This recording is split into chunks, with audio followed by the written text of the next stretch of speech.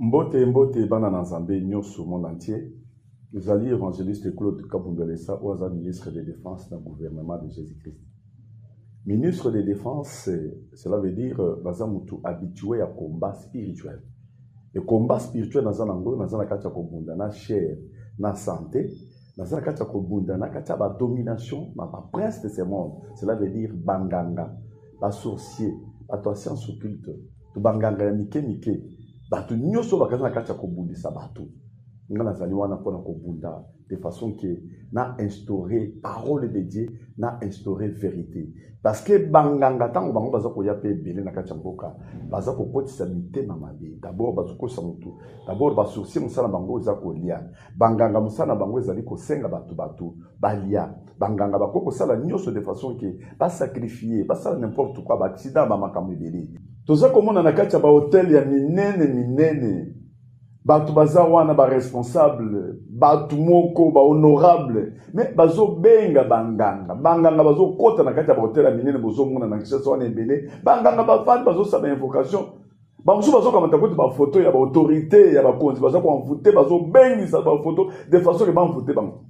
Bamusu bazo sala ba kisi pona ko neutraliser ba mususu donc boke baby. Osomona kutu na kati ya baza na kati ya kuinitier bana na ba université, partout na ba misala, partout na ba place ebele. Na ba bureau ebele basa na kati ya kuinitier bana tokosala ndenge na génération montante donc tozolinga tokomate lokola ba bene ndenge na lobaki dernier mana kola bamboka mususu ona bakonzi mususu baza kokroire na kisi tokokondima biloko ndenge wana teki tant toza wana ministre de défense tokodéfendre mboka tokoattaquer de façon que todimine biloko wana mpo nzamba kotuna biso ke napesaki yo pouvoir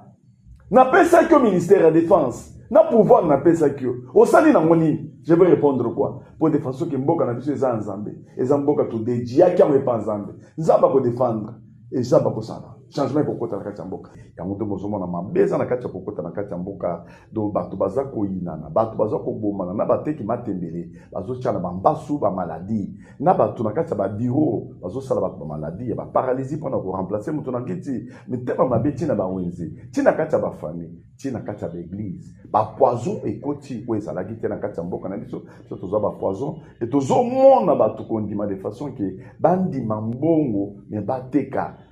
tamboka na bango bazo parvenir atako kokata batu mitu so toza ba batu to yeba kite makambo kokata mutu neti ntaba makile zo kita toza na kati ya kobunda pomboka na biso na richesse makasi mais tala kande toza na kati ya ko souffrir po batu ba mipesi mingi na mbongo personnel bazo mbongo mais batu bakufa moto asala ta n'importe quoi tozo bunda pour intérêt tozo sa vérité to cha amour mais to yebi ke parole de Dieu lobike na batanga suka batu bakozala balingi biloko makasi bakozala ba ennemi des gens de bien donc autozana katia koloba soki mutu aza na poto batu bazo bandoki nyoso bazo mona neti mutonga obongi me bazo bateke poto eza na pasi bazo na ndakuna koloka bango koloka batu ya poto bazo mona pasi ba maladie ba difficulté na bandoki mususu awe boy balongwe ebele nako na Afrique bakomi na poto bandoki bakomi ebele na poto wana tuzobe pona kindoki. Et puis tous sont appelés pour nous remarquer. Ah on a gâté un bon canabis. Ba traître belé. Makambo belé zo sama na gâté un bon coin. Bitu mezo sama na est. Ba traître na Kinshasa. Ba traître na est kuna. Ba traître. Pour intérêt kaka na bango personnel. Na kindoki na motema mabe. Nyoso wana ka Satan. Muto zo ko sa motema mabe. Mboke kufa. Mboke ko bonga ndenge. Il faut pas prière pour makambo changer. Kaka prière ndeko ko changer mboka. Changement de mentalité, c'est une prière, puissance ensemble qu'on neutraliser. Pour ça, Satan, ça haine, ça motema mabe. C'est normal. Mais biso tant que tu as un pouvoir, biso église, tu kotika la indifférente, tu ko attaquer, tu kotika te, tu ko attaquer. Ya munde tu san kacha ko sala musala. Donc musala ezana on ebandeli. Bitumba ezana ebandeli. Tu as habitué na kacha bitumba. Tu as ebandeli. Tu ko bunda makasi pour na ko neutraliser batwana. Tango bino bozana kacha ko lala, biso na charge tu za bango. Donc, dans le monde du ténèbre, pour attaquer, pour ravir, bateau bakanga, pour bénir ba misalo bazana kacha ko bongisa na kacha mboka, partout na kacha Congo, partout dans le monde entier. Tozo bénir ça yango bato mususu ba lota kana biso to keyi pour ravir. Mais bato oyo tozo boto la wana. Bato oyo misana bango na kacha ko beba ba sepela kate. Tant bazoya ce qu'on a bitumba spirituellement pour attaquer biso bakokuta biso moyen pour attaquer biso ezalité biso ne tozo tia ba défi pour tozo tambola sur les serpents scorpions na ba puissance de l'ennemi biso tozo kende contre bango to keyi ko tambola likola ba puissance na bango bango bako sepela te bako ya ko attaquer biso tant bako attaquer biso bako mona nga na za eloko ya satan te ndenge Jésus le baki na za na eloko ya satan te et tant bango bako mona ke na za eloko ya satan et donc on a bango te bako linga sko ba sala ba complot ba pesa ba faux témoignage ba salir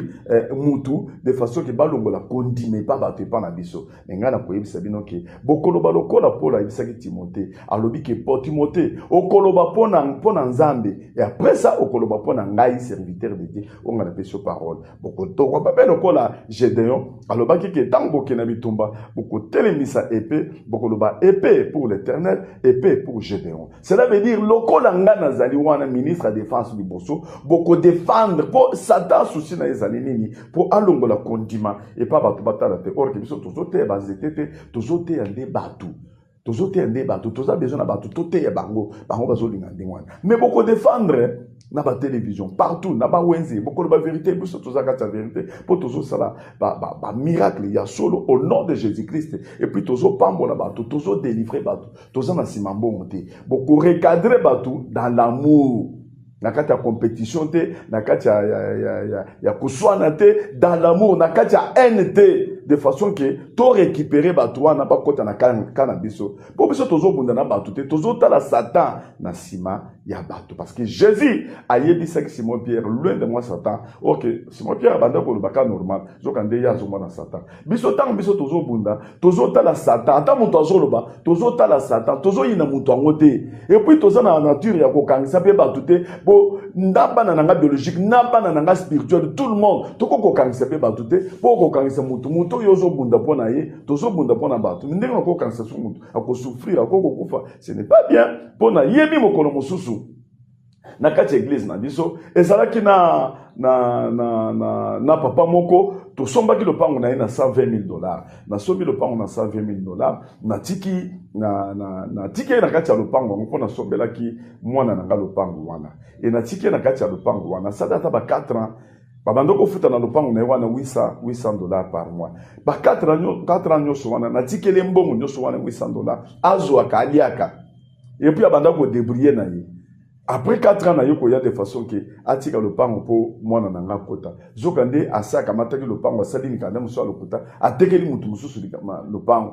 et comment est-ce qu'on va problème pour mutuala ba bito benda na kati ya ba parc ngambi ne sen pas ça peut pas se faire ce qui boy botika mouton mais église c'est pela kite ba kangisa ki mutuango et pas ba responsable ba autorité ba saka na kati église ba kangisi mutuana ba tie na prison ngana lobi botika mutuana na zolala te na mesana wakamako kamba to te botika mutuana et tout le monde bazolo te il faut ba kanga ya zamu yibi bazoni nga ko sentir yete ti eyoko koma ti na niveau yake na bimisa mbongo mususu na lobi na mutu ango ke nga nazo futela mbongo yo lewana nga bimbisi mbongo mususu na sombi lopango mususu na pese mikanda po apesa mwana na ngai esalemi devant l'église apesa mwana na ngai po tolimisa ye nde batike na kati ya prison botala na niveau ya makambwana onga nazo sala biso ndenge toza boye ngaza na motema ya batu tozo bunda nde pona batu toza na charge ya batu toko yina batu toza na kati ya kobunda pona bango te et puis ya mibale toza na pouvoir ndenge naza boye naza na pouvoir ko lobaki muto akoma avec muto akomi avec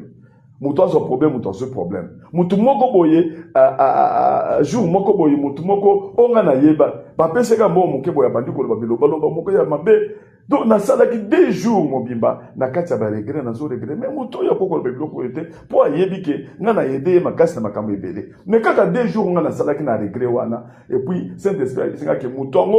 lokola zo sa biloko boya kokufa boyebike mutongo après quelques jours ce qui après combien de jours mutongo akufa ka boye na tikala na regret culpabiliser ti lelo na zo ba zambe na koko silikela su mutute po bituma na zango eza pona botu te bonga na zokunda nde pona batu na tikana na regret jamais na koki kozala problème ebimi ata ndenge nini na yina mutu na koki koyina te bituma na ngai ezali pona batu et puis toza na nsima mbongo te ndenge toza boye batu mosusu bayaka na poto bozomona wana déjà souffre bazopesa bango mbongo moke bazo traumatiser ba problème bato bayaka na poto ebele bazosala bacontener bazoya mpo badébrouiller mosusu baza ata na mbongo ya kodédouanye te combien de bato tozopesa mbongo mpo badédouanye bazo de douanier babiloko bazu pe babiloko ngo okomona bateki bien te bakimi na mbongo bamusu bazo zongisa bamusu bakena mbongo combien ba mbongo eza na maboko ya bato o bakimi na mbongo toza na nsima mbongo toza na nsima bato te les gens souffrent mais mitema mabe oyo ekoti na kati ya mboka oyo mitema ekoti na kati ya mboka oyo ezali tina bamisala ye ti partout ye tina bawenze ye ti moto azo parvenir ya kote kozwa mbongo ebele de façon que yemi abuse de la mbongo mais bato basouffrir azwa mbongo de façon que tout le monde basouffrir tina kati ya bafamille mitema mabe ekoti nyonso wana satan moto azanga koti ya kokotisa tozobunda mpona biloko wana mais yango nde naza na kati ya koloba na minute oyo boye ke mutu nyonso oyo akozala mpe na kati ya mabe ou bien adeplasaki langage mpo na nga nazolimbisa tout le monde au nom de Jésus-Christ nazolimbisa tout le monde nazolinga te mabe eye na mutu dans l'amour nazolimbisa mpo bato mosusu bazalaka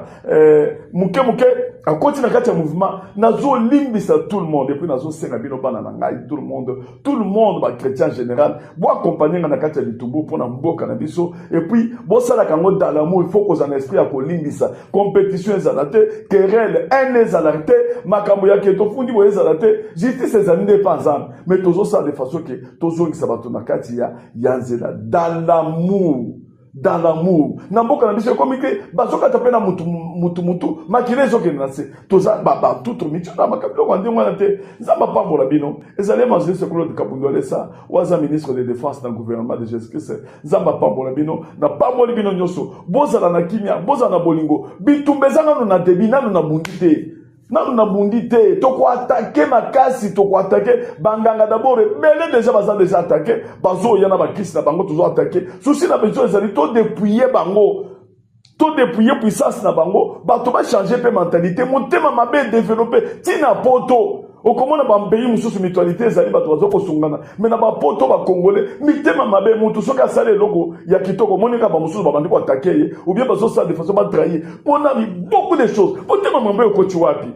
to sala ki boyite na kati ya mboka na biso mais biso to kotika les différents te to kosambela to puissance na biso ezali kosambela de façon que to neutraliser puissance